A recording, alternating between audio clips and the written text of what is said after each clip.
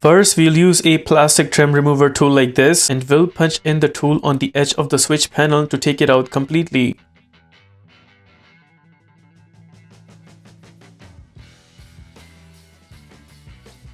We got the switch panel pulled out. Now we will take out the plugs behind. You see that white color tab right there? We press and hold that tab and then pull the tab out first. After that, we pull out the plug completely. Same goes for the second plug. We press and hold the tab of the plug and then pull the plug outwards.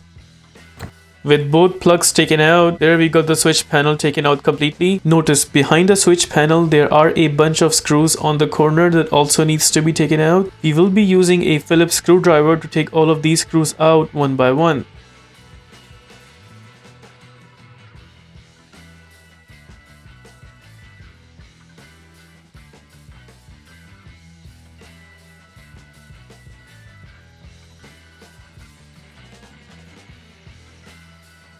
We got all the 4 screws taken out. We'll grab the bigger portion of the window switch and wiggle it to a point until it completely comes out. There we got the bigger portion of window switch pulled out. In my case, this is good, so I will be installing it back. Now you notice the other portion of the switch panel. Behind, there are also 2 more screws that also needs to be taken out. We take out both screws one by one, and there you notice the smaller portion is also pulled out. So that is how you take out both of these pieces. In my case, both of these pieces are good, so that is the reason why I'll be installing it back. In your case, you can use the same steps to install new window switch on your door. We will punch in the bigger portion first. First, we make sure the window switch is sitting properly on the cover. Once completely in, then we make sure from the other end if it seems good. Seems like it is good. Now we will go ahead and punch in the screws one by one. So the way it works, we punch in the screw and tighten this up until the middle.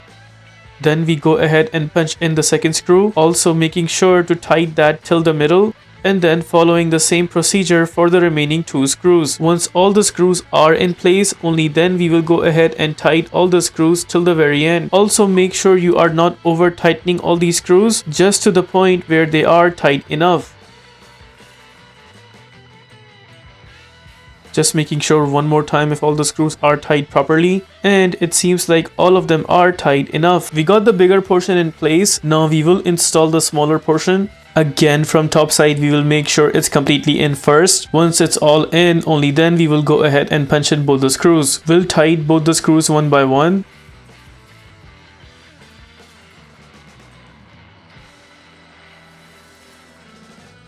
And also double checking one more time if both of them are tight enough. All seems good. Now we will go ahead and punch in the plugs. Make sure the tap portion is facing towards you while installing the plug. Only then we will punch in the plug till the very end. Bigger plug is in. Now we will punch in the smaller plug. Again, make sure the tap portion is at the front. Only then we will punch in the plug all the way down. Now we'll go ahead and punch in the complete switch panel. Notice this end has to go in first in that spot right there. So what I will do is I'll punch it in like that, making sure the harness portion is also in. It sits there first. Then we will go ahead and push the complete switch panel down. Just like that. That is how we replace the window switch for this car. If this video helps you in any way, please consider liking this video and subscribing to our channel. Here are the list of tools used for this takeout.